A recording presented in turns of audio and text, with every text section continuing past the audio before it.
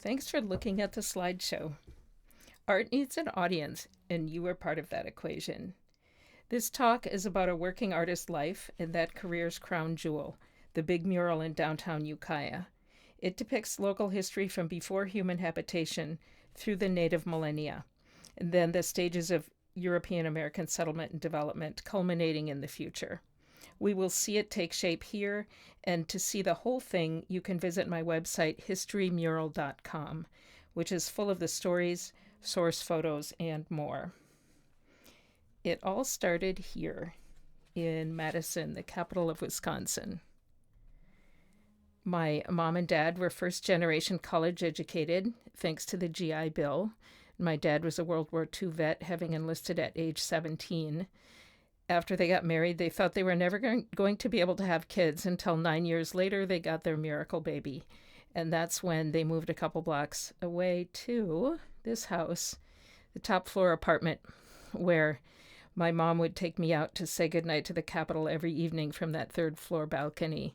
We would say, "Night night, Capitol." My mother reminds me about that. And sometimes I wonder if it had anything to do with me getting into politics and becoming a mayor later in California.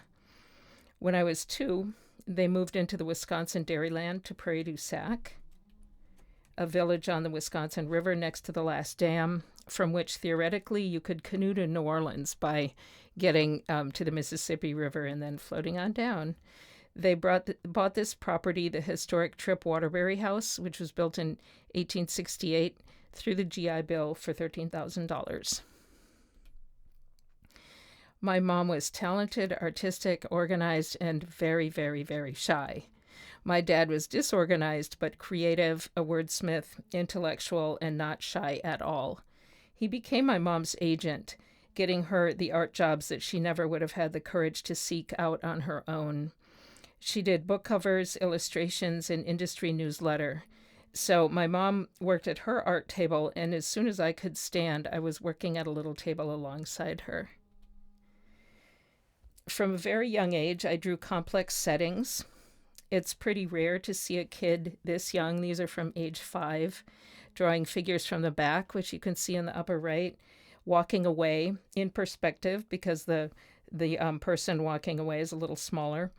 Notice the clothes, the hairstyles, different shoes, and the lettering. I wrote my name backwards and the figure in the upper left. My mom did layout, and it was not computerized then, of course. I remember her with tiny, transparent red plastic letters on the tip of her X-Acto knife, and I'm still fascinated with fonts and lettering and backward spelling. This is my early masterpiece, the Rolled Woman. I made this when I was 4 and rolled the paper so it would stand.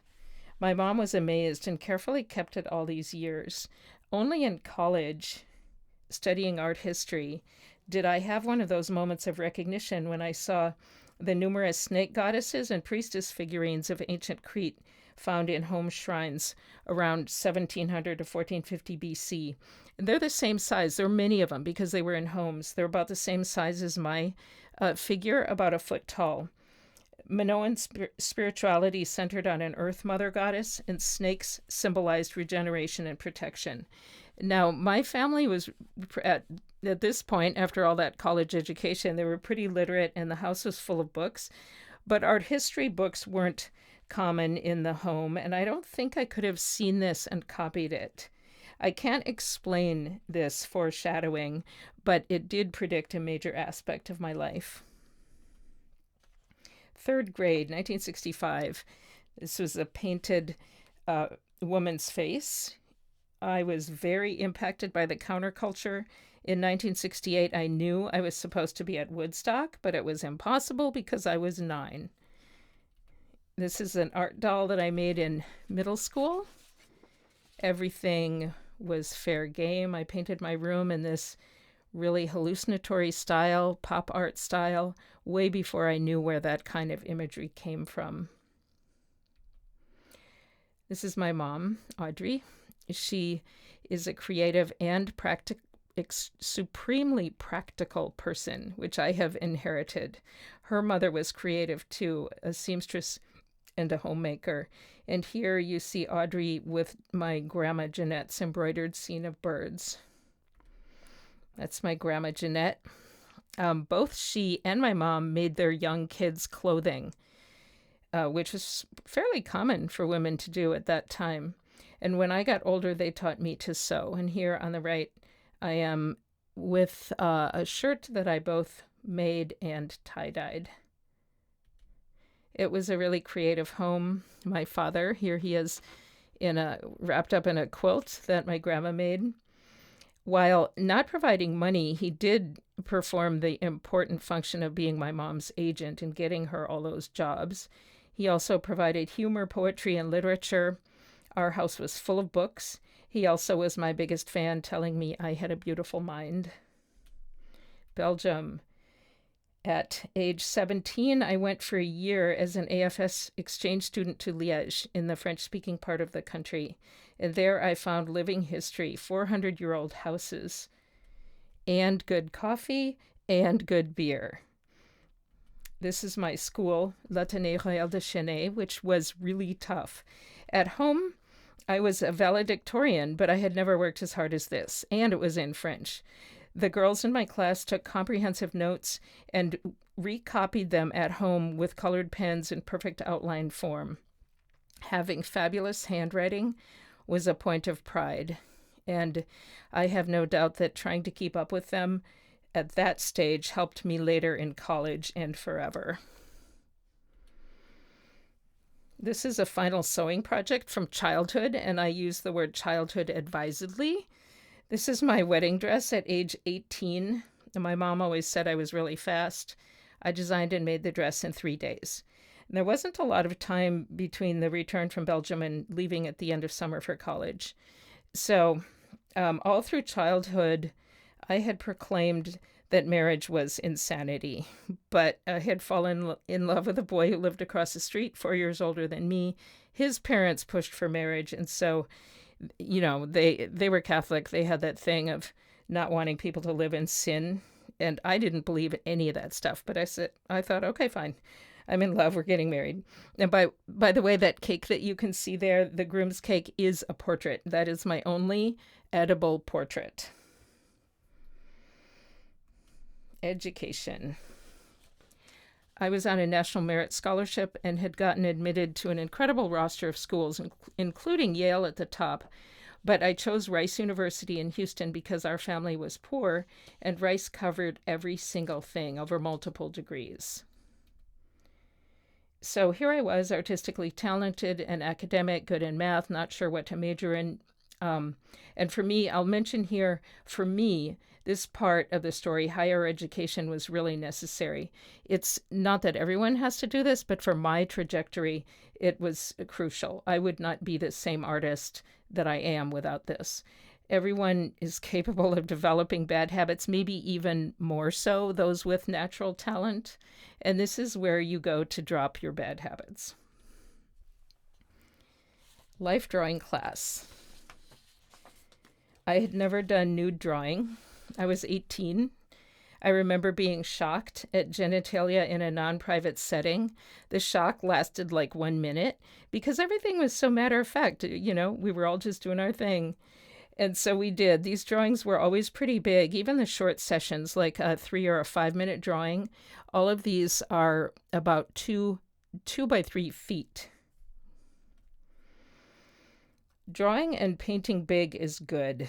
It limits your ability to fall back on image cliches. And that's one reason I love painting murals. The size makes you do better. We practiced with a lot of media, not just pencil, but ink, pen and wash, red Conti, big rough black charcoal like you see here, which is an excellent way to practice because a big fat stick of charcoal, it almost doesn't let you be fussy and finicky.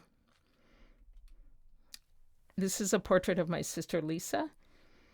So I did figure out a sort of predictable double major, art and art history and French literature. And after graduating with my BA, I earned a divorce and a BFA in painting. I was doing works almost as huge as those of my professor, who made really big abstract canvases, like 15 feet tall, that hung in banks and large lobbies. And this painting isn't gigantic. It's about 3.5 feet tall, but that does make her head pretty big. At this point, a wonderful teacher, Catherine Brown, told me I should pursue art history, and she was right. This is a slide. This slide shows part of a painting by Piero della Francesco. It's a fresco, Victory of Constantine, from the mid-1400s.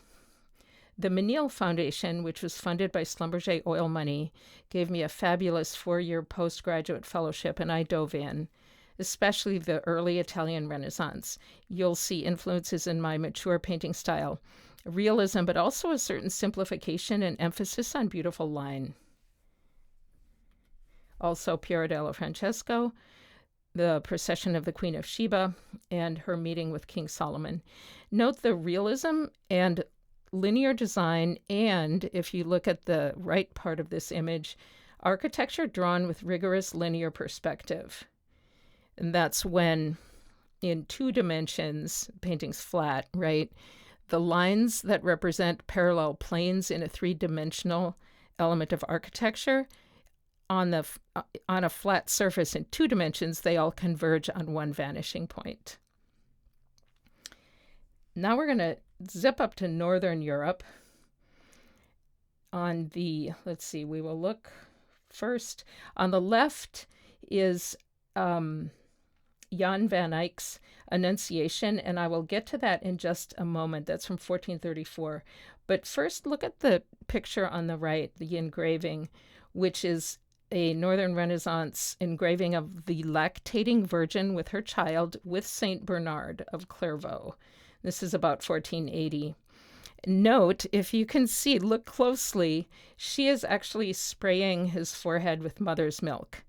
And in most of these pictures, she's squirting it right into his mouth. These paintings really tell a story. And just in case you thought that engraving we were just looking at is an anomaly, the product of one lone artist's fevered imagination, here's another one. This is that same story of Saint Bernard of Clairvaux. This is from 1480, also Flemish painting. And you can see this is one of the ones where she is spraying her mother's milk into his mouth. And what the story that this is telling is Saint Bernard was praying before a statue of Mary nursing the baby Jesus. As he spoke the words, "Mostra te esse matrum," show that you are a mother, she came to life and began to nurse him. And that act was a miraculous act which gave him the gifts of brilliance and eloquence. So, who says art history is boring? Back to the Jan van Eyck picture on the left, the Annunciation from 1434.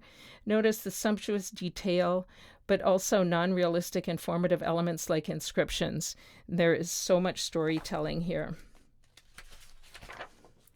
For instance, this is the biblical scene from Luke, and it's where the Archangel Gabriel announces to Mary that she will bear the Son of God. So Gabriel, the angel, is on the left. And if you can see those 7 rays of light coming from the upper left down onto Mary, you see that there's a dove flying down on the rays of light, and that's the Holy Spirit. Everything has meaning here. The lilies symbolize humility and devotion. The empty stool references the empty throne, a symbol of Christ to come. The floor tiles have biblical scenes, and that only scratches the surface. Everything has meaning. But check out one more thing. I'm going to take you closer. There's a detail. And in this detail, you can better see the inscriptions. So the little sentence that's written there, coming out of the archangel's mouth, is Ave Gratia Plena, hail full of grace. And from Mary, we see Ecce Ancilla Domini, behold the handmaiden of the Lord.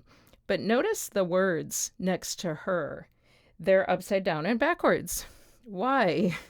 Because she is speaking to God, and he is up above her looking down. So they're on the panel in the way that he can best see them.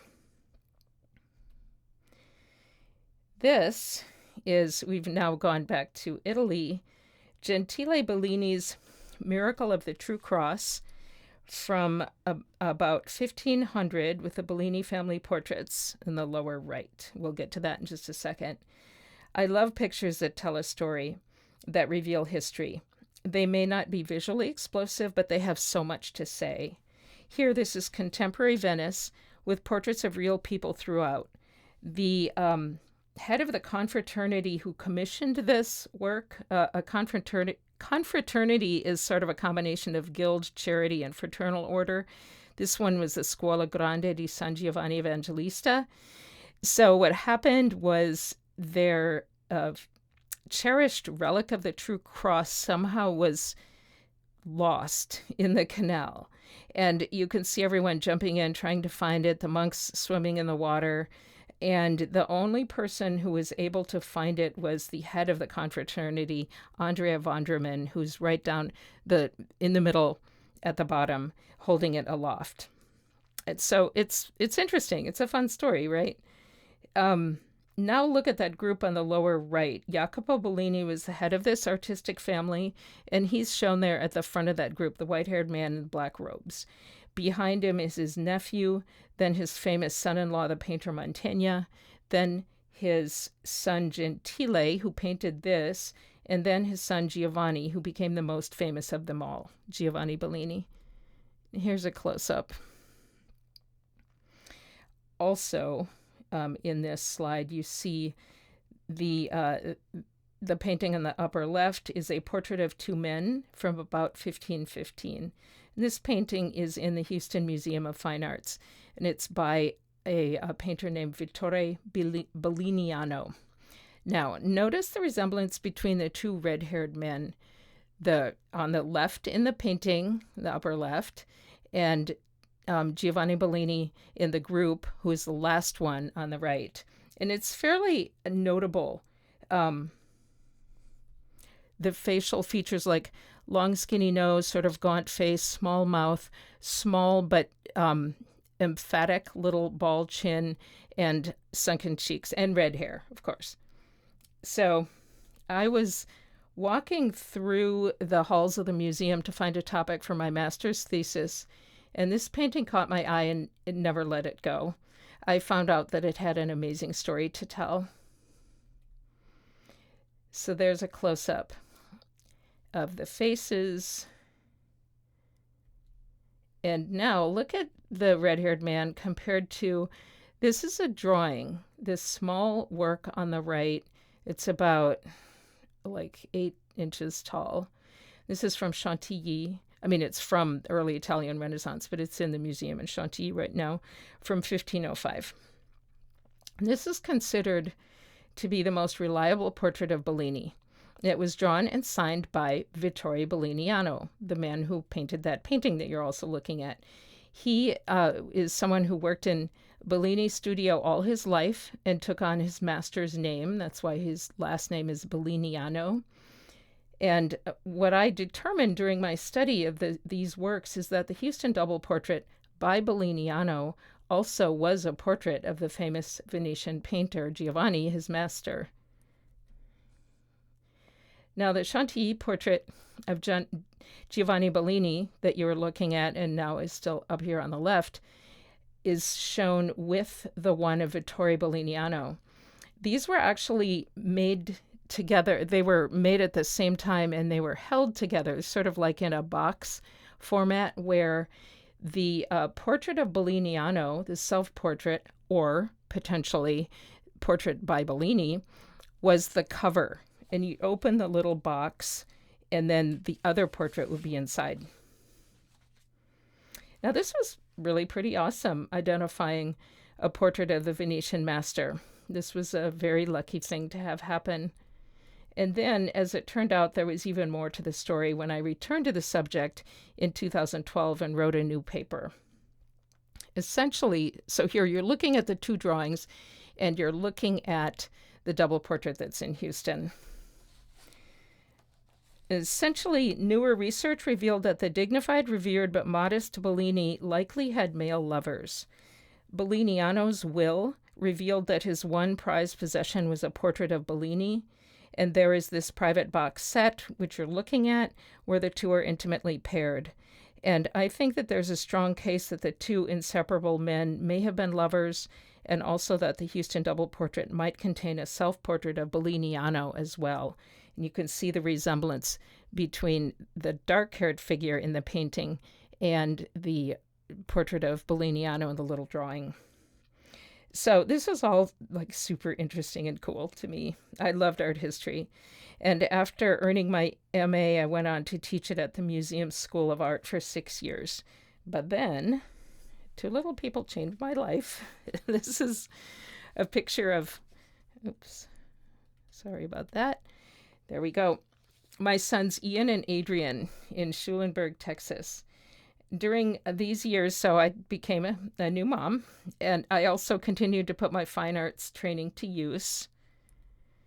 This is the Baroque bathroom, which is an ornately detailed mural painted on all 4 walls and the ceiling of a private bathroom in a doctor's home, literally the toilet room. It's not, right? It's not even the larger room where you have the vanity and sink, etc. It's tiny, but it's still a lot of painted surface. This is what you're looking at when you're inside. You're looking at this ballroom scene that you see on the right, and there's a detail of it on the left. And straight ahead of you is that about, say, 12-inch tall detail that you're looking at here on the left. And you can see the real corner of the room on the right.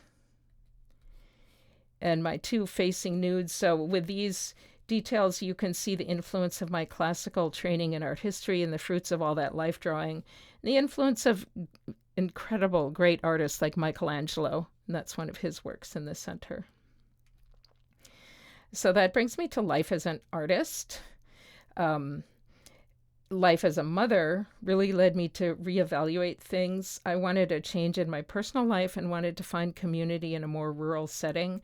I wanted to live in a smaller place where people knew each other.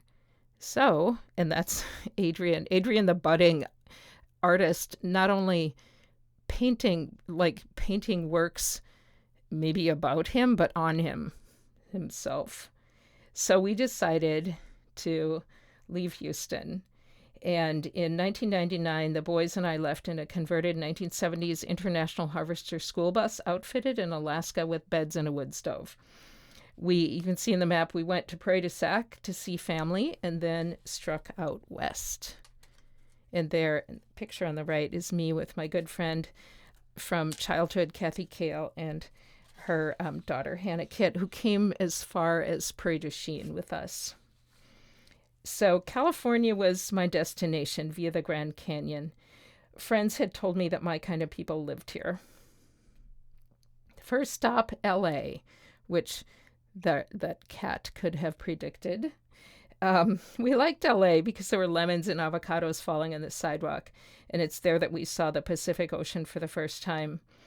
We drove up Highway 1 and then 101 and up 5 into Oregon, and then I had gone too far, and I said, we have to go back to the ocean.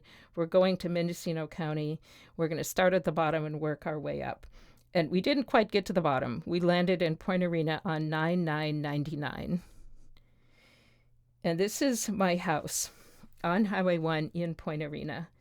The title did not record a date of construction. Clearly it was old. It's made from old growth redwood.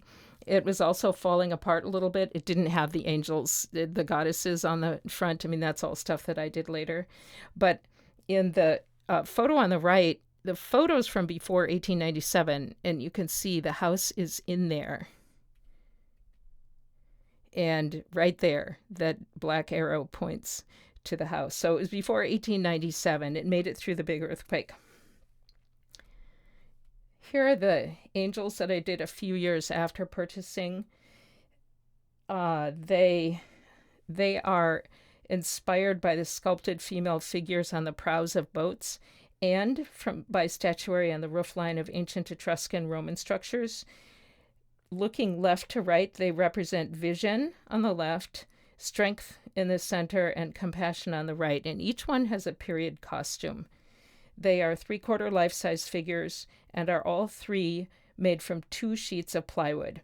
If you look closely at the wings, you will see a cutout image or like profile of a face in each wing. And that's because this is the design that is all of the left sides cut out of 1 piece of plywood.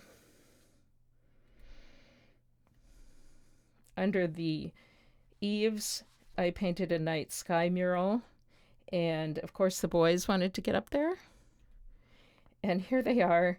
It's a lot higher than it looks from this. This photo makes it look like Adrian's foot is on the grass. He's actually about 20 feet up. This was under the eaves. I made this repeating. I made a pattern of dolphins and repeated it multiple times. And you'll see that pattern again. The painted shutter. The boys and I had lived a year before getting this house. We'd lived a year in the bus in the Manzanita Woods, and now we had our own cozy house in town, both home and studio.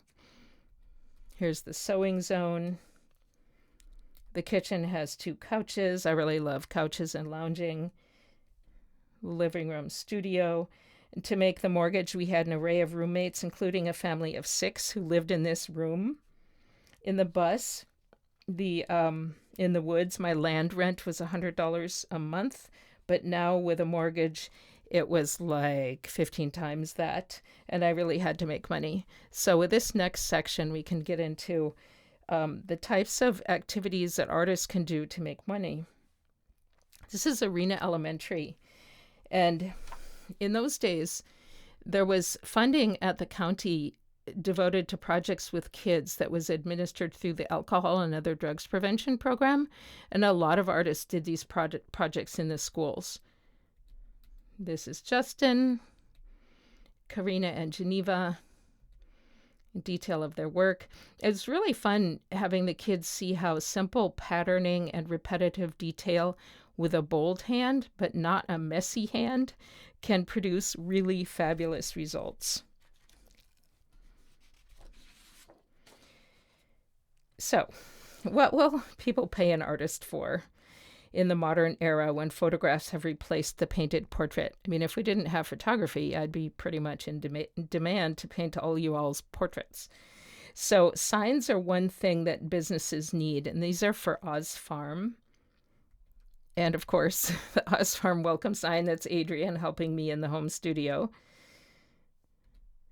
The Manchester School sign. This was actually my very first router effort to use the tool that digs into the wood and removes it so there's a depressed area, which you do in the shape of the letters and then paint them.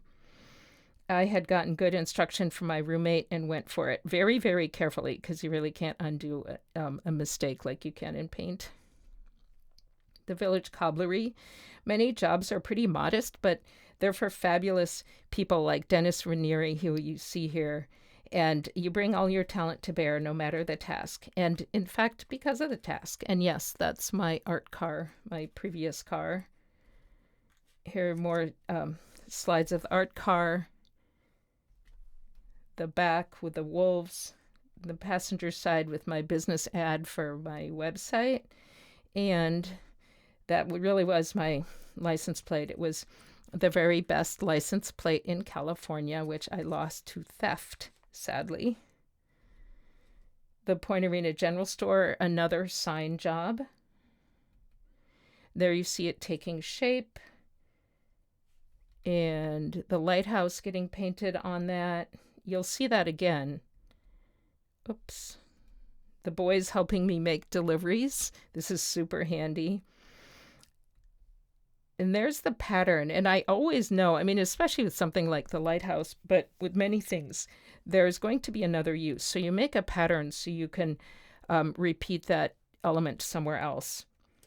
And where did I use it? Again, 3 times on a construction van in trade for lowering a floor in my attic. There's the back of the van, and there it is with lettering. This is for Outback Garden and Feed, combination of signage and mural painting. These ovals are murals that represent, farming and gardening. They're 8 feet wide. Here are the boys making the delivery again. And you can see in these my characteristic combination of realism and ornamental pattern. Delivery time, it's super handy when businesses are just a walk from the house and the boys are there to help. Remember that cat? So his name was Spindrift. He was our beloved, funny, beautiful cat, doing what cats do best, sitting in and on stuff, especially new stuff. Well, he developed kidney stones and his treatment was going to cost over $1,000.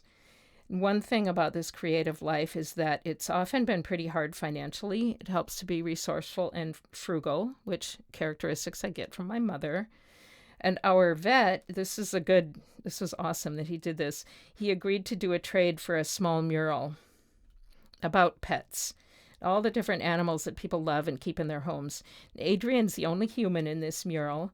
And of course, I put Spinny, our cat, he's in the lower left, and all sorts of other creatures, the Dalmatian, Chihuahua, cats, a rabbit, and a big Akita, and this is modeled on my own beloved Biggie, who was our dog in Houston. And here's the day of installation. The person that you're looking at there is Mike Reek. The name he went by was Shadow. He was my ex-boyfriend and still part of the family. And this whole story that I'm telling here is about how life and art intertwine, and at no time more so than now. Shadow was amazingly mechanical and funny. He was also a legendary surfer here on the Sonoma and Mendocino coast. And in this picture, he's on Saunders Reef, which is the big wave of our area. These are among the last photos I ever took of him. On my kid's dad's birthday, Lou's birthday in 2006, Shadow was supposed to be getting the party barbecue ready, but he snuck out for a quick surf and shocked everyone by drowning on a calm day in Arena Cove. We think something else must have happened that perhaps he could have been revived from if he hadn't been in the water. The community was shocked. This is his circle of life in the water. My kids were devastated. I asked them to draw portraits of him, thinking that could be somewhat therapeutic. And this is Adrian drawing his excellent, amazingly good, fabulous portrait of Shadow. And I decided to make 2 of the angels that are actually portraits of him. One was commissioned by a close friend of his, and one I made for us to go in a tree in the front yard. This is the photo of his face that I used. Each angel has 3 faces, 2 profiles, and a frontal, which the frontal is set into the others at about 40 degrees. There's the design of his angel and the construction of it on the right. And I think I really captured his profile. You can see it in the shadow of Shadow.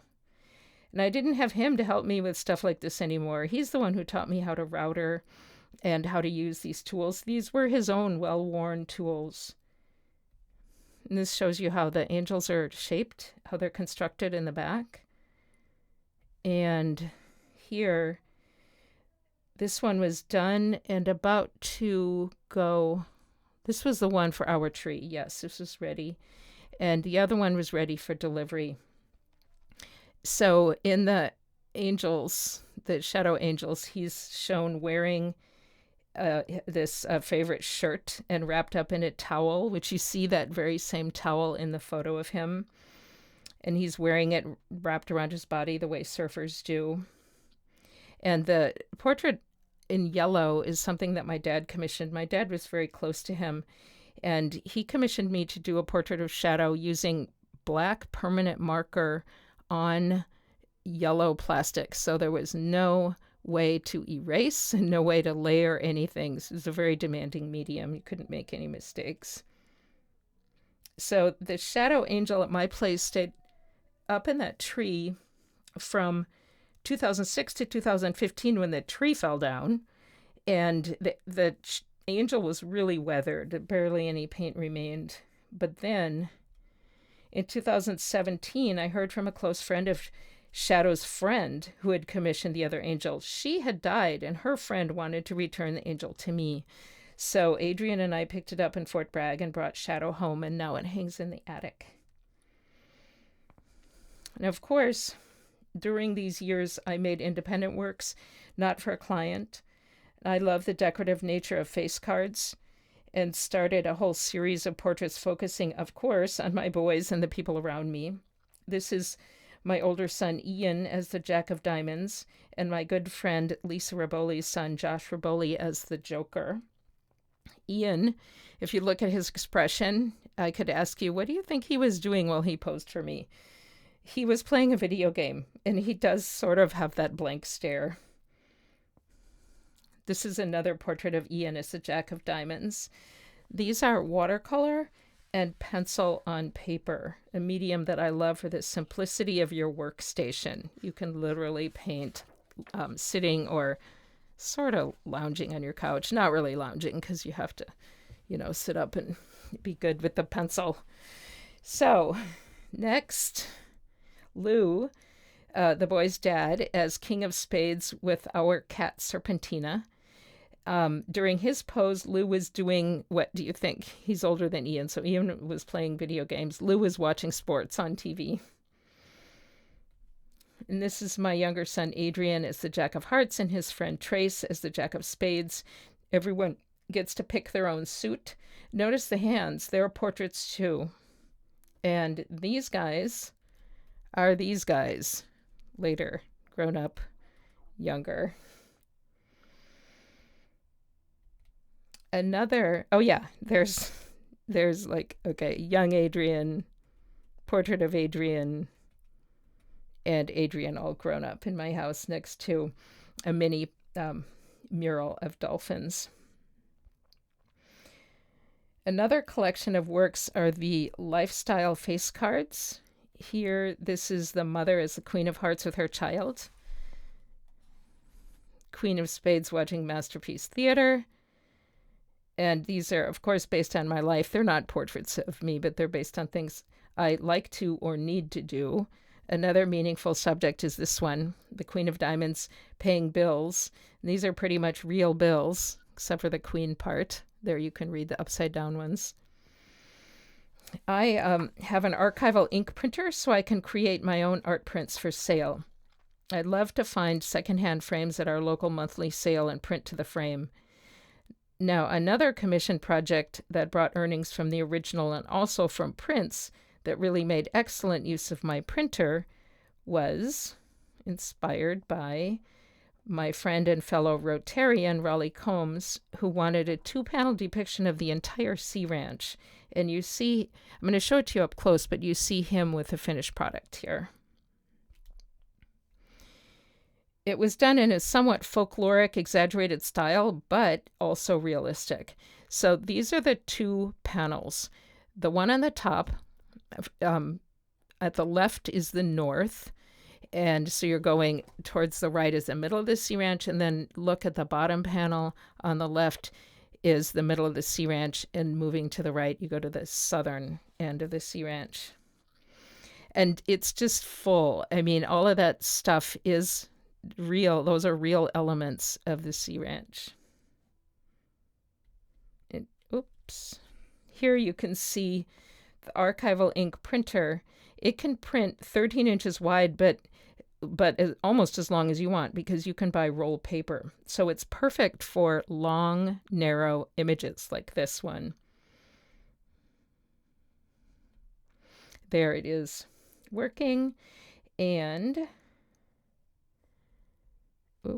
I am so sorry. This is dorking out. Another really awesome use for my printer was for an exhibit at Wallala Arts, which was called A Celebration of Home in honor of the Sea Ranch's 50th birthday. And this involved printing tiny prints of my work and pasting them onto 2 watercolor paintings of opulent imaginary interiors located in the Sea Ranch. Here you see the start. So you can see that I've printed little tiny prints of Raleigh's Sea Ranch portrait and other paintings by me. And there is the work started. The interior is penciled in. I've already painted the exterior. And there I'm starting to glue down the little prints of my paintings. And this one's called Dusk. And there it is finished. And Dawn, finished. And each one has a beverage in it too. Dusk has champagne on the table in front of the fire, and Dawn has coffee. And the idea was to express how fancy the interior of an austere sea ranch home could be when they have to look like that on the outside, which, you know, they're attractive, they're wonderful, but inside you could do what you want like that. Another category of work for an artist who needs to pay a mortgage is graphic design. I did work for political campaigns, and ads are another area where business people will pay an artist. This is my color ad for Jim Cohen. This is, I think, maybe my favorite ad that I've ever done. I just love that swath of white. And the hand is his hand. You know, it's a hand portrait. 2 cards for mechanics. They really reflect the personalities of the 2 men, Ernie and Jody. This was an example of a unique job, the design of a tombstone for a local man's mother in Germany. Notice the stone slab is like a door opening out from the underworld, which I guess dismayed his sisters a little bit. They didn't actually use this design for her tomb, but it's a cool thing to look at, a cool design. Here's another unique job. The high school athletic mascot, a pirate, painted on the basketball court in Point Arena High School. Notice the picture of shadow that I'm working with in the lower left. Adrian's helping too. Shadow was the model. And so I'll show you one more. Before we get to murals, there's one more example of a unique job. This is an 8-foot historic banner for Point Arena's centennial celebration in 2008. And this one depicted the 4th of July parade 100 years earlier with the Goddess of Liberty. Now, murals. This is a tundra mural, Canadian tundra mural that I painted for my friend Tundra Tom, who was a bush pilot and photographic tour organizer. I painted it on plywood sheets in Point Arena. The panels attached to an empty house across the street from my house. Then the 16 panels were all packed into our friend Jody's covered truck bed, and we drove with 3 kids, my sons Ian and Adrian and friend Jesse, 2,250 miles to Yellowknife, Northwest Territories, Canada. That was one heck of a drive. It was beautiful, too. Here, Jody and Tundra Tom are installing the new mural, and the boys got to experience the magic of flying in a beaver float plane, which is a lot like a 56 Chevy, just 200 feet over the ground above the lake-studded tundra, which I had done 5 years earlier on a visit up there. Back in Point Arena, some jobs were more simple but still creative. Here's a sea ranch home, decorative painting. You remember how austere the exteriors of these houses can be. So they can be quite wild in a way, even a simple way like this inside. Going up the stairs. And there you see I transitioned the color with a shape. So a shape of 3 leaping dolphins creates the shift from one color to the next. Here's my pattern that I used again for the master bedroom, my pattern of dolphins from my house. Now, this brings me to the Ukiah historical mural. starting with the fact that the intersection where it's located has been weirdly significant in my life, and that's the intersection of Oak and Church Street in Ukiah. And to tell you how it became significant to me, I have to backtrack just a little bit. So backtrack to sewing, another activity that I've done through my life, and that will, with which you can sometimes make money. Like we go back to that for a second, the Renaissance bodices, wedding bodices. This is Heidi Marshall of Bloom Waterbirth. And notice the coffee cozy that I did there on the left that looks like a cleavage. And of course, the velvet vulva line. This is a ruffled heart vulva.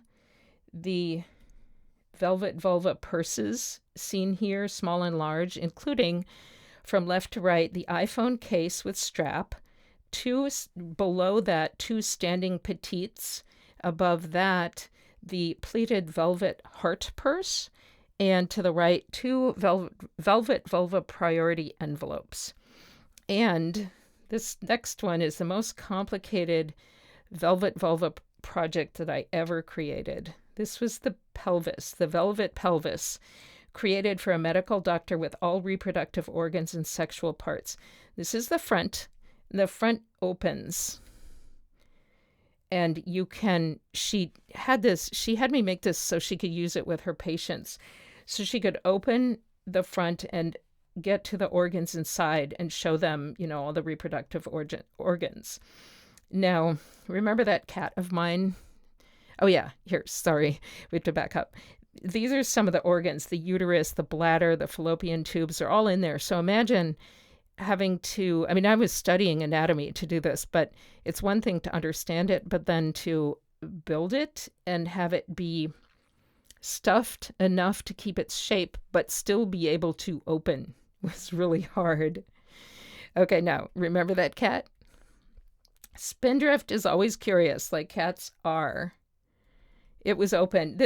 And you can't make cats do anything. This was his idea from the start. And there he is. It was so funny, and I'm so glad that I got these pictures. Now, speaking of sewing, one of the coolest outfits I ever sewed was my second wedding ensemble for myself when I married Dan Hamburg in 2014 at the Saturday Afternoon Club in Ukiah. The outfit, which you can see there, involves a miniskirt under a transparent overskirt, a lace bodice under an overcoat. The overcoat has tails.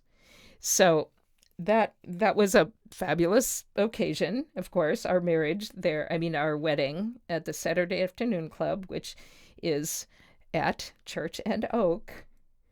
Now, this is me, kitty corner. There's Saturday Afternoon Club that you're looking at, but I'm over at the Community Foundation.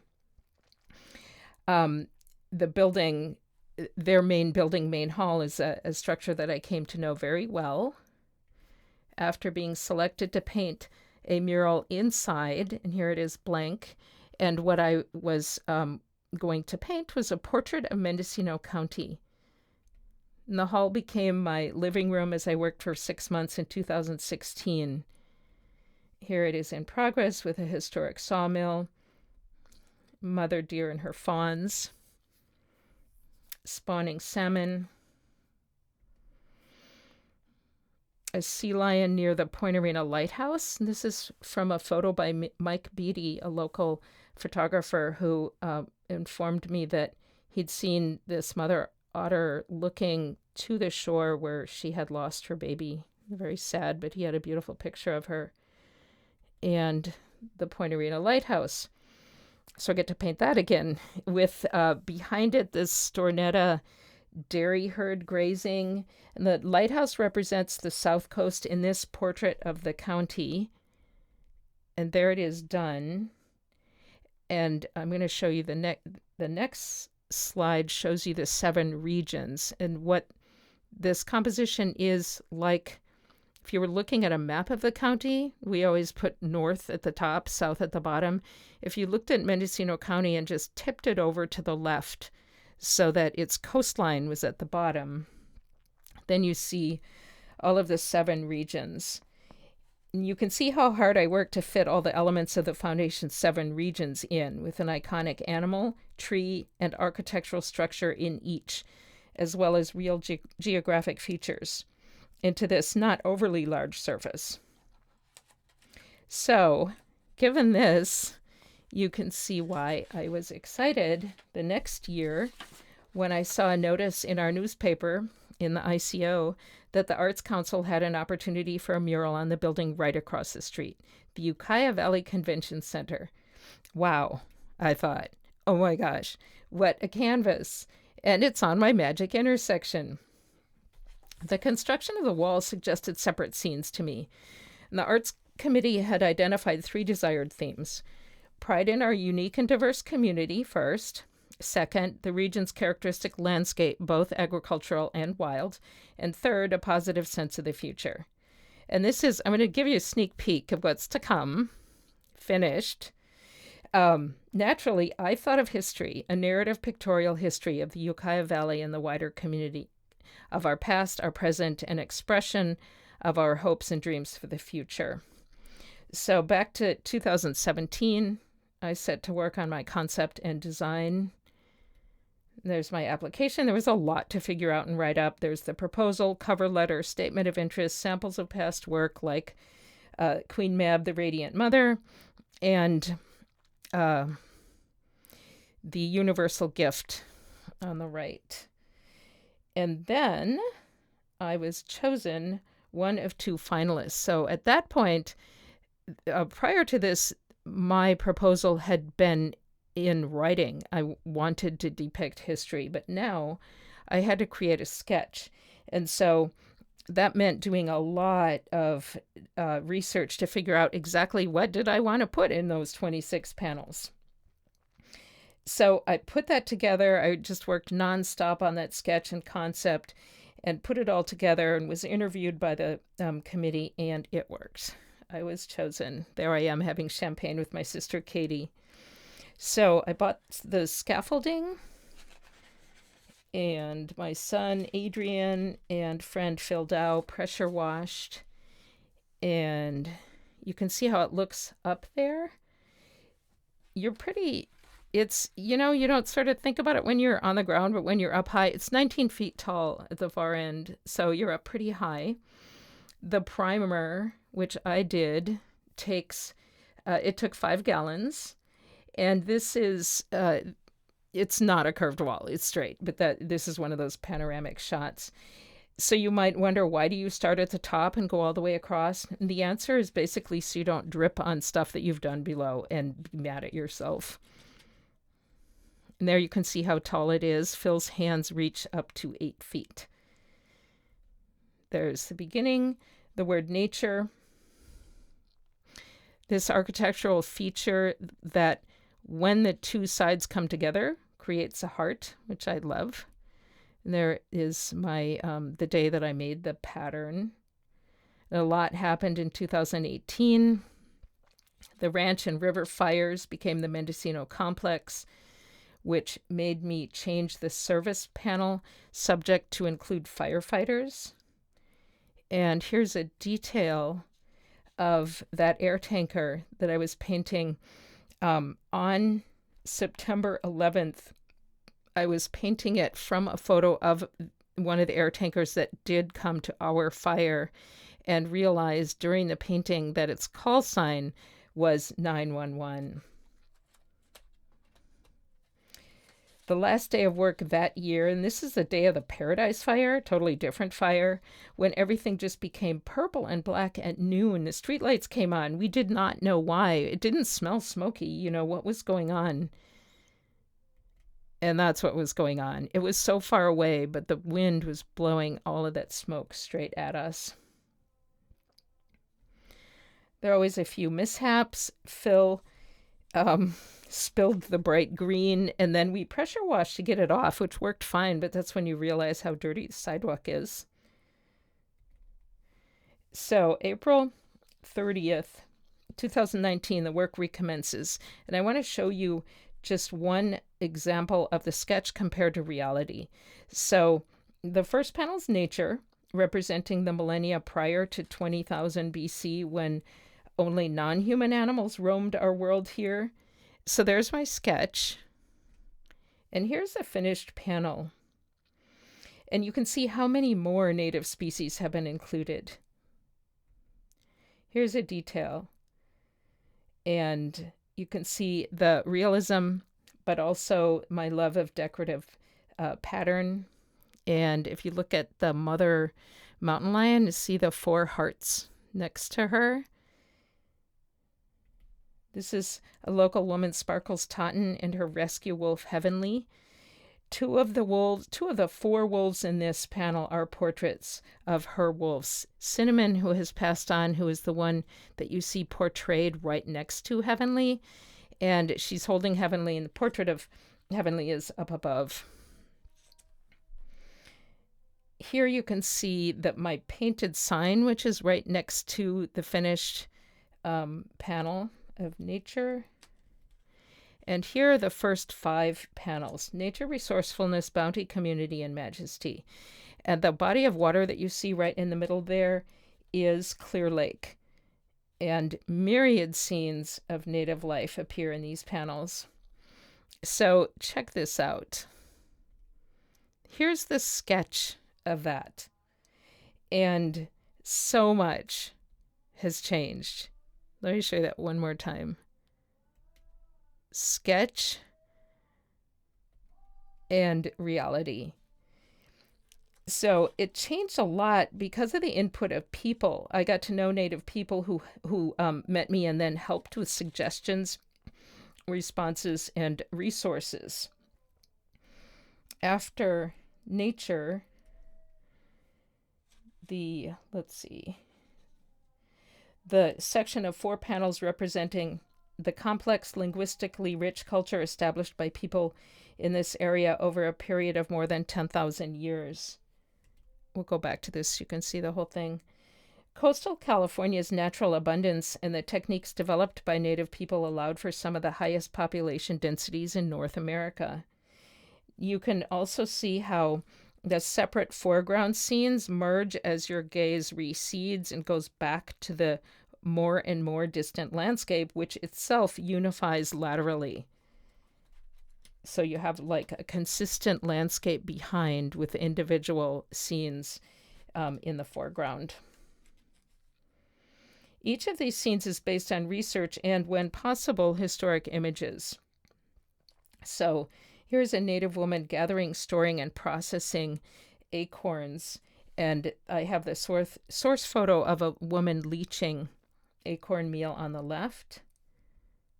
Here's some more, another source photo. Bounty and community. You see a detail on the left. White Wolf James, a new friend, became my primary native advisor. He also posed. And he is a museum professional who had a lot of resources, so he was really, really helpful. He also posed for the elder that is in the lower left. And I told him, there he is, and there he is posing, that I was going to make him look older. So he just needed to not mind that. And I portrayed him there as an elder making money, literally creating the clamshell beads that were used as currency. And right next to him is the image of a 16-year-old Pomo girl. And I painted this from a well-known Edward Curtis photo. And she has all of those necklaces on in the photo. And there's the photo. So Edward Curtis, who took that photo, just recorded that this is a 16-year-old Pomo girl. He didn't name her, but White Wolf knew her in later life. So I could name her. I can name her right now. She is Frances Jack. And on top of that, he told me that in the previous panel, I had painted her mother, Cecilia Joaquin, who is the woman using the seed beater on the right, gathering seeds in a big wide basket. So Frances Jack and mother Cecilia Joaquin. Here's White Wolf showing native games and objects on a First Friday art walk. Next come the panels representing the arrival of Caucasians in California. And the first, so if you look at Expanse, that's the first one after the big redwood stand. Expanse represents the colonial period under Spanish and then Mexican rule. And I called it that, Expanse, because the land was big and the influx of new people was still relatively small. But then, hang on, we'll go back to that, I promise. The one right next to it is immigration. That represents the time at and after the gold rush. And this is when settlers flooded California. And it includes this portrait as a settler of former supervisor and Point Arena city manager Richard Shoemaker playing his mandolin. And here you see him with his daughter Jamie, who drove up in her car one day and pulled up and jumped out and said, "Is that my dad?" And I said, "Yes, let me take your picture." And here's another portrait in the immigration panel. This is a canine, Biggie, shown here with his human, Thomas. So here are these four again: Expanse, Immigration, Endurance, and Truth. This period of roughly the second half of the 1800s was the most fraught in our state history. In 1800, there were some 15,000 native people of multiple tribes living in Mendocino County, and at least 150,000 across the state. In that mid-century, there were about 15,000 Caucasians in California. So 150,000 native and 15,000 white. Basically, the natives outnumbered the Caucasians by a factor of 10. Several decades later, those numbers were reversed. With the gold rush and California's immigration explosion, settlers began to fill what wasn't empty land. The forests and streams, meadows and mountains were bought, staked out, and stolen, leading to starvation and desperation. Native Americans already harmed by European disease were now subject to the destruction of their villages and food stores, to kidnapping, slavery, and murder. Their children were stolen and forced into servitude. Settlers and militia units accused them of theft, lied about their own losses, and then exacted revenge indiscriminately upon any natives they could find. And in fact, the new state government's official position during the 1850s was denial of rights and systemic extermination. And this wasn't restricted to just a few horrible events. It took place across California, including multiple occurrences in our county, in Round Valley, Clear Lake, and Hopland. And I'm really grateful to every single administrative person who saw my application and agreed that silence is not acceptable.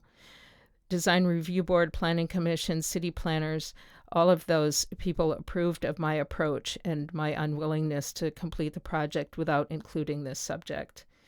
So the Native people's experience had to be represented, but how? This very public mural was supposed to be positive and uplifting.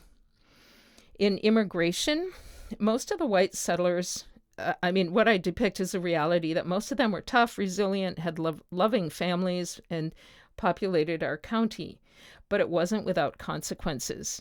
So in the next panel, you see the image of a Pomo mother and her young child sheltered under pine branches during cold winter with a tiny smokeless fire to escape detection.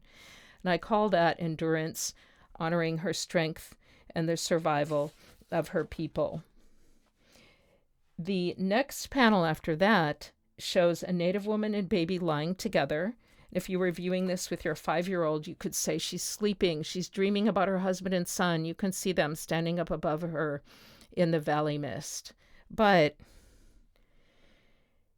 the red color under her is both red stripes in this blanket, but it also is a spreading stain of her blood because she and her baby are dead, going to join the rest of her tribe. So the word for this panel is truth. The most definitive study of the subject is a book that I know of, is a book by Benjamin Madley, who grew up in Humboldt County and now teaches at UCLA, and it's pictured there. It's called An American Genocide, the United States and the California Indian Catastrophe, and I highly recommend it to everyone. And I just want to go back to this for 1 second. The depiction of the mother and child, I depicted her lying, but in a, you can't say it's peaceful, but in a way, she is beautiful and she and her baby are peaceful, and she's holding onto her wedding bag, which is an item that would have been created and woven together by her husband and given to her on this occasion. So she's grabbed her most precious, not possessions, but things in her life, her wedding bag and her child, and she didn't make it. And my approach to this imagery was to contrast the subject matter, which is gruesome and grotesque, with her beauty and the beautiful colors surrounding her and the swirls. So the next section represents Ukiah's growth and transformation as the county seat. Here, if you look at administration, is the beautiful historic courthouse. And then next to that, under transportation, is the coming of the railroad, and then burgeoning agriculture, and then the lumber boom. There's the beautiful courthouse. Ukiah was relatively isolated. It was reachable by foot, horseback, or stagecoach from the rail line terminating in Petaluma. We think now of their coastal towns as being more remote, but in those times, Ukiah was more remote because schooners could reach the coastal towns. In Ukiah, it took, to make the 80-mile trip to Petaluma, took 2 days by horse. And that changed in 1889 when the San Francisco and North Pacific Railroad completed its line from Petaluma to Cloverdale to Ukiah. And there's the historic photo that I worked from. Okay, look at the engineer in the locomotive. This is it taking shape. This is the tiniest portrait I've ever painted. There it is, a bit more developed and finished. It's literally the size of his face is the size of a nickel. And the portrait is of Phil Dow on the eve of his retirement after decades leading our regional transportation body in Mendocino County, the Mendocino Council of Governments, or MCOG. And here he is with his brother and friends and colleagues from his retirement event. This person is Jeff Truett, a local plumber, excavator, and historian who taught me about the Chinese tunnelers who dug the most dangerous tunnels. And the one I depicted from a historic photo is a tunnel that the skunk train still goes through. And the Chinese were the ones who dug all the cisterns and wells and outhouses in early Ukiah, and the most dangerous tunnels. When the union bosses wouldn't let their teams go in. This is my son Adrian, who would come and play music at the job site. People brought me all sorts of gifts, practical and unique, wonderful. Now, looking at agriculture and timber here on the right. In agriculture, I featured hops picking, which was huge here at the turn of the century. Here's a detail. These are painted from 2 historic photos, a white family and a native family. Whole families took to the fields in early fall to make extra money. Pickers earned $1 for each 100-pound sack of hops flowers, and women wore dark gloves to protect against the prickly plant. Right above them is this barn, and it really exists in Hopland right now, right behind the brew pub. And this barn was in Dave Poma's, friend of mine, Dave Poma's mother's family, the Kiefer family, for many, many years. And in this is now, you've looked to the right to the timber panel. You see details of the slash and burn logging with mud hauling by teams of 10 oxen and an old-time mill with a teepee burner where they're burning the excess material, like the bark. And notice at the very bottom, the Chinese water slinger who's getting the track slick so those logs would actually slide. And the Redwood gas station, you see in the middle, sort of on the right, that is still here. And that 1941 International truck is also still here, standing right in front of the Kiefer family barn right now.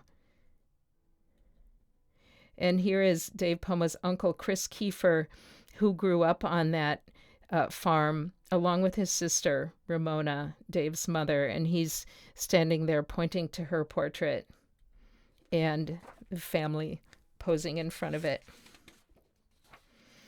So we have reached now the side of the building's side entrance, which in Renaissance fashion I flanked with two pillars of society, education and labor. In education, there you see the whole panel on the right. I show, I guess what you would call as levels of education. I represent higher education by the energy efficient library at Mendocino College. You can see there on the right in the top building. And then the Ukiah Grammar School represents primary and secondary education, that beautiful building, which is sadly not there anymore. And then the portraits of Elsie Allen, her mother Annie Burke, and grandniece Susie Billy are Pomo basket weavers, and they represent high-level skills. And then in the kitchen scene, you see practical skills represented, and at the base, a toddler learning from nature represents the most elemental education, learning from our senses. Okay, look at the kids at the kitchen table.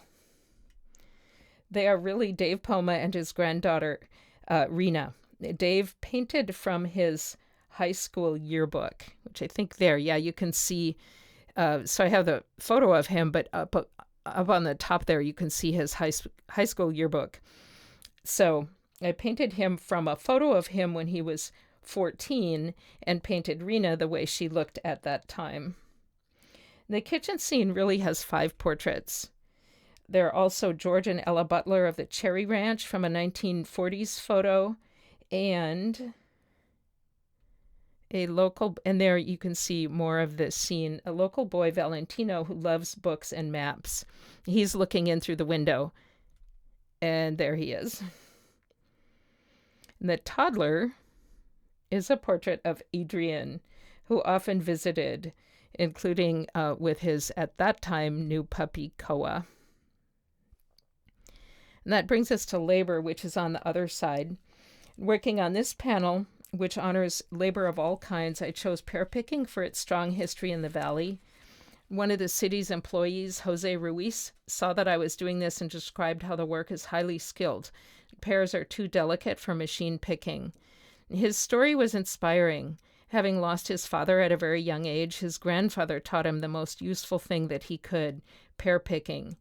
Jose described everything about it to me, how you start at the bottom, and grandmothers and kids picking low-hanging fruit, how you size the pear with a ring, what the ladders were like, how the pear pouches open from the bottom so you can carefully set the fruit down in its bin and then slide your bag out from under it rather than dump it. And of course, Jose modeled. He was the first human, right? Because this portrait is high up, and you know I work from the top down, so I work laterally. Jose was the first human. And here is Dave showing the pear picking bags that he still had, the family had in that barn that I just showed you previously. And he also used to do this in high school. And he still had a pear ring, which I traced 16 times in the painted frame. It's sort of like a figure 8. And here is the labor panel in its entirety and a detail.